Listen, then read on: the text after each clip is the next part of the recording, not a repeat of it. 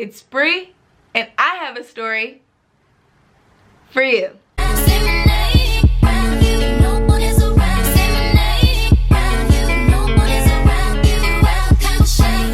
Okay, so as you guys know, I'm single, and I just called my ex trying to hook up with him, and I also tried to log into my seeking arrangement account, and I could not get into that account to save my life. Like, I tried to use 3 different emails and I got no access. I just decided to put some makeup on and sit in front of this camera and tell you guys a story because I'm going to enjoy my life this weekend. I'm actually going to try and enjoy being single. So I didn't want to leave you guys like, you know, lonely. I wanted to create new content for you guys. And here I am telling you guys about another bad decision I have made in my past. Like, you know what it is on this channel. I am full of terrible decision-making skills. Like, learn from me. So today I'm going to tell you guys about a sugar daddy date gone completely wrong, okay? Now, if you've been here before, thanks for stopping by. And if you're new here, go ahead and click that red button and subscribe. And don't forget to click that bell for notifications because I know after this story, you guys are going to want to see Bree all the time. Every time I upload. Oh my god. So this story actually takes place this year. And the difference between this story and the other sugar baby stories that I have done is that if I was sugaring this year, it was absolutely out of necessity. Like, I really wanted to get out of debt. Like, I was in so much debt with like my rent and my bills that like it just made sense to sugar, especially because I was like a veteran at it. But I would never sugar anymore. Like, I don't care how tough life gets, I would never sugar again in my life. This story time is definitely gonna bring you guys hopefully a lot of humor, because when I look back on my life and I think about the things that I have gone through, it makes me laugh because I'm an idiot. Basically, I'm just gonna jump straight into this story because I've been reading the comments and I know you guys have like really good attention to detail. So I'm not insecure about you guys feeling like you're missing out on a certain portion of the story, because if you've been on my channel, you know that I'm a finesser, you know that I'm lazy, and you know that I'm a bum. So this should not, like, what do I need to set the story up for? Like, you know that I'm a scammer, I'm a liar, I'm a messy bitch who lives for drama. Like, this is not, I mean, come on. I was obviously in a situation where I was 100% okay going on dates as myself and putting myself in that situation, you know what I'm saying? Because like, obviously if I had the option to pretend to be somebody else and make money, I would take that option.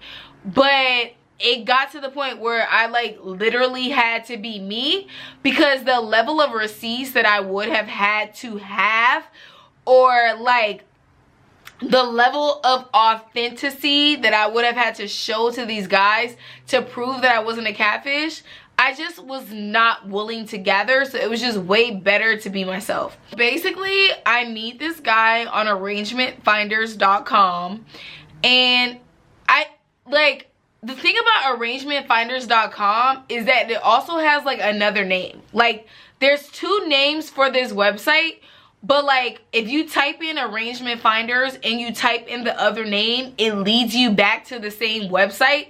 It's really weird like that. But nonetheless, I meet this guy on arrangementfinders.com and we end up going on one date. Now, when I originally wanted to do this story, I was debating if telling you guys about the first date was essential or not. But it is very much essential because I want to do like a spin-off of this story time, and I want to tell you guys about something that's like related but also completely unrelated. So telling you guys that I went on one initial date with this guy and then another date, it just kind of like ties in the story better, and it leads up to the second story time that I'm gonna do eventually. It just makes it a clean transition, okay? I meet this guy on Arrangement Finders, and he's obviously trying to impress me like most guys, and he takes me to Maestro's Steakhouse. Now, if you guys are from Los Angeles, California, you know that Maestro's Steakhouse is like where all the bougie people go.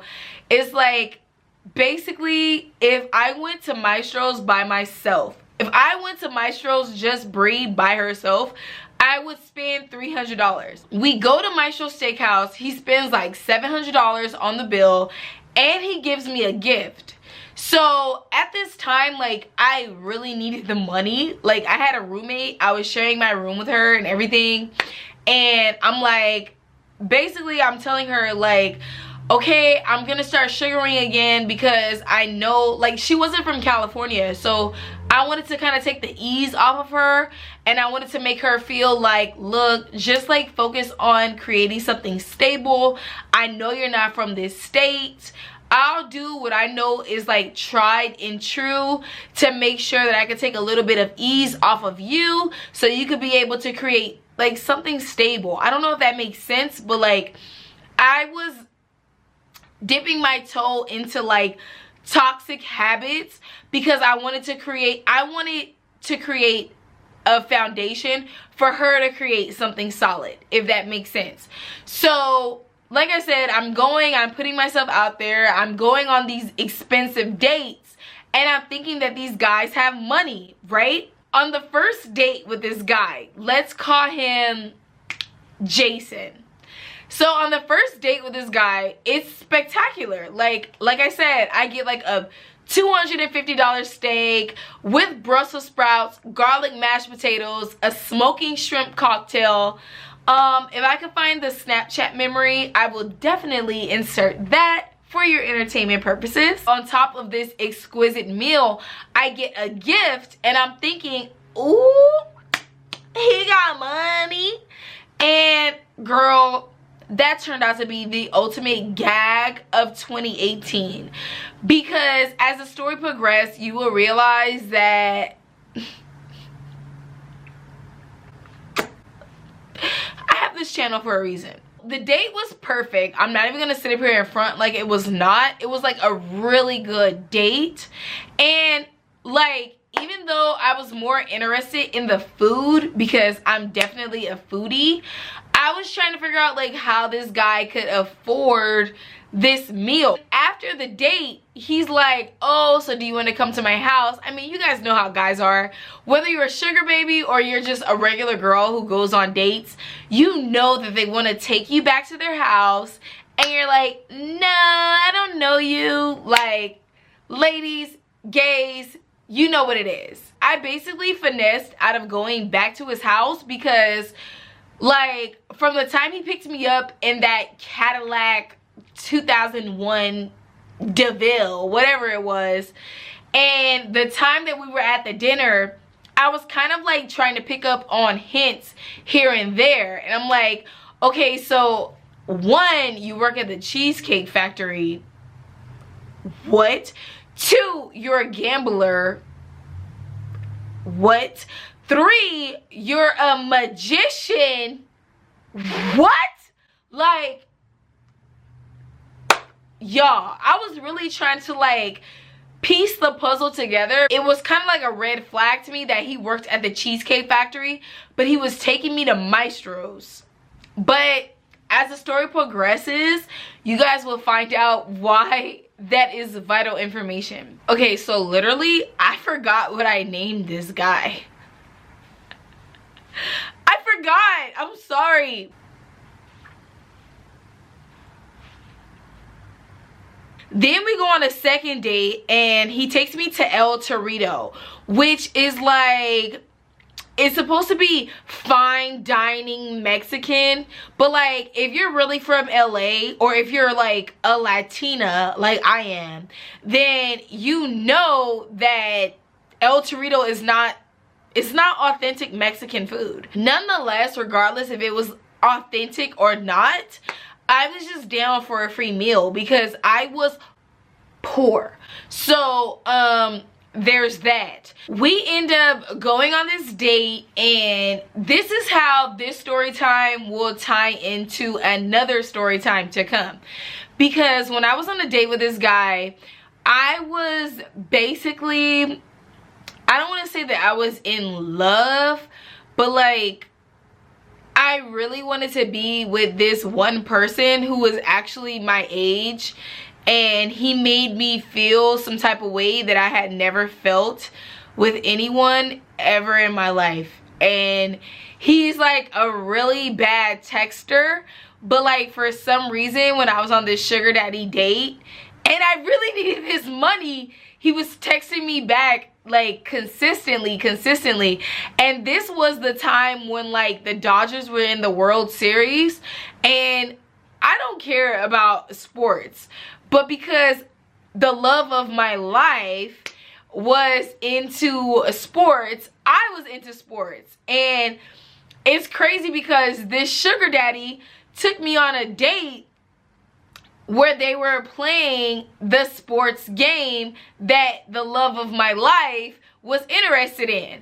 Now, this sugar daddy was, like I said, a gambler and a magician. So after the first date, he had given me like a glow in the cup ice cube because he was like a struggling entrepreneur, and one of his business schemes was like an ice cube that you could put into any beverage, whether it be hot or cold, and it like changes the light of your beverage no matter the temperature. It was something really corny and really pathetic like that. Honestly, in my opinion, it was pathetic.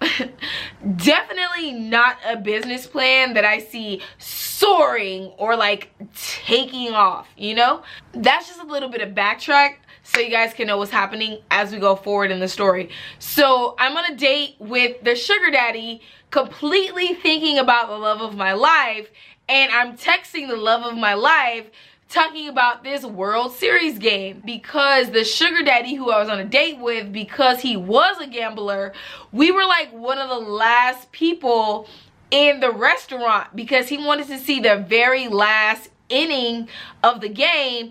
And at that point, most people had went home because it was kind of clear that like the Dodgers were gonna lose. So yeah, and honestly, that's like one of my pet peeves. Like, I hate being one of the last people anywhere. Like, honestly, I don't care if I bet on a game. If I'm one of the last people at that event, I would rather go home than just be at the bar. I don't know, that's just me. We were like the last people in this restaurant on like a Tuesday or a Wednesday. Like, it was definitely in the middle of the week, and I was not giving this sugar daddy any attention because I'm like talking to the love of my life, and I want to make the love of my life feel like I know what's going on in sports, even though I genuinely have no interest in sports whatsoever. The anxiety in my body is starting to kick in because I'm like, ugh, like I don't want to be here. Like, I do not see the point in being here longer than I need to be here, you know?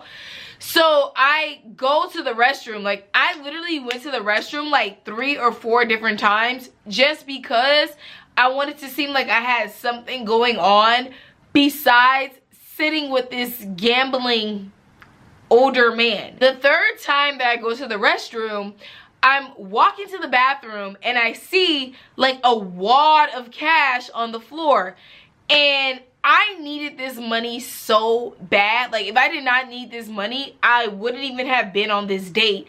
And this guy was like not hinting at giving me money. He was talking more about gambling in the baseball series than he was about allowance. The first date or the second date, you're supposed to talk about like expectations, allowance, and things of that nature. So when he wasn't talking about that and I saw that wad of cash on the ground, like, I picked that up real quick and real quick. Like, there's no other way to describe it. I saw money on the floor and I grabbed it and I immediately went to the bathroom stall, like, no big deal. And I counted that money and I saw that I basically picked up like $200. And so on one hand, I felt like, oh my God, I know this fell out of some waiter's pocket. Like, I just kind of had this like instinctive feeling that this was like a waiter's tips. But I did not care because it wasn't guaranteed that I was gonna make money off of this guy, off of this gambler magician. So I mean, either way, if it was a waiter's tips or a random person who was just leaving the restaurant, my bag was secured. So I was in the bathroom for like 8 or 10 minutes and I was just counting that money. Like, I was literally just counting it. I was like super excited. I'm like, yes! This is the miracle that I've been waiting for. I kept it a secret. I wait, I come back to where he is, and by the time I come back to the bar, there's literally like nobody in the restaurant and nobody in the bar area, and my skin is literally crawling because you guys don't understand, like, that's literally a pet peeve of mine. Like, I don't see the point in being the last person anywhere. Like, if anything, I would rather be the first person to leave than the last person to leave. I'm sitting there because he's my ride home and I'm being way more calm and way more collected because I found money either way, so I don't care. And when I come back and sit down, he randomly asked me, I don't know if he had too many drinks or what, but according to my count, we were at 3 drinks each. So I don't know if I was in the bathroom too long and he had 2 more drinks or 1 more drink than I did. But by the time I come back and sit down, he's like, oh, so do you still have the cube? And he's talking about that glow ice cube that's like changes color in the drink. And when he gave me that cube, the first date, I was like, this is stupid. I'm never going to show this to anybody. Because it really was stupid to me. Like, why would I carry around an ice cube in my purse waiting for an opportunity to drop it in my drink to show people how it changes colors? Like, that alone is just stupid because your entire business plan is based off people wanting to see a drink change colors. I mean, y'all, he basically asked me like if I have the cube on me. And I'm like, no, I don't have it. And mind you, I threw away the cube and his business card because the idea was literally so stupid. Like, it just was literally idiotic. Why would I carry around, because he was literally carrying around these electronic ice cubes in a Ziploc bag. Why would I carry around ice cubes in a Ziploc bag waiting for the perfect opportunity to drop them into my drink? Like, make that make sense in the comments below. It doesn't make sense. It doesn't. When he brings it up, I kind of try to like brush it off, and he brings it up again and again because he could kind of tell that like I did not want to talk about it. And I'm like, what is wrong with this man? Basically, I had to tell him straight up, I'm like, look, I don't see the point in pulling the cube out. So no, I don't have it. Like, I literally had enough drinks to where I could be honest with him and tell him like, look, your idea is dumb. I don't just carry it around. Girl, fast forward, the restaurant literally closes. We were in that restaurant that long. And I'm telling you, like, I already told you guys, I hate being the last person in any kind of situation. So to be the last person in the restaurant, my skin was basically off my bone. Like, I was literally cringing. Cringing. Jing, okay? But because I had found that much money on the floor, like when he said that it was time to leave, I was like, okay, I'm gonna walk out first. And I ended up walking out of the restaurant and kind of like walking down the street and around the corner. I like took a little bit of a walk, and I come back into the parking area and I see his headlights, so I get in the car. And I tell him, I'm like, oh my God, like I found like $200 and I just didn't want to burn this out. And that's why I took a little bit of a walk. He was like, oh, you found that much money? Like, let's split it. And that instantly turned me off because I'm like, you took me on a date. I look 100 billion times better than you. I found this money. I found you on a sugar daddy site. Why are you telling me to split money that I found with you when technically you're supposed to be giving me money, but all you've given me is a electronic ice cube that I could drop into some tap water? I was offended. That literally changed my entire mood because I'm like, what do you mean share with you? Like, he was like, you could tell by the way the conversation was going that he was so addicted to like gambling and just being impulsive that he literally felt entitled to the money I found. Like, yeah, you took me to the restaurant, but you didn't come with me to the bathroom when I found that money, and I really need this money, so I'm not giving you jack. The conversation progresses and he asked me like, do you even have the cube with you? And he basically tries to spin the conversation to see if I even support his business, which, for the record, I do not. I was literally offended at the fact that he asked me for half. He didn't ask me for like $20, $50. He literally asked to split the $200 50-50. And I was like, no, like, I really need this money. And then to bring up like his business propaganda or proposition and ask me if I'm supporting his business when he literally just confirmed that he would take money out of my mouth. Like, girl, I was feeling multiple different kind of ways because I was definitely turned off. So when he brings up this cube, I'm like, no, I haven't showed anybody this cube. You know, like when you put rice in a pot and it ends up like boiling over? The conversation ended up boiling over because I got so annoyed at how he was trying to attack my character.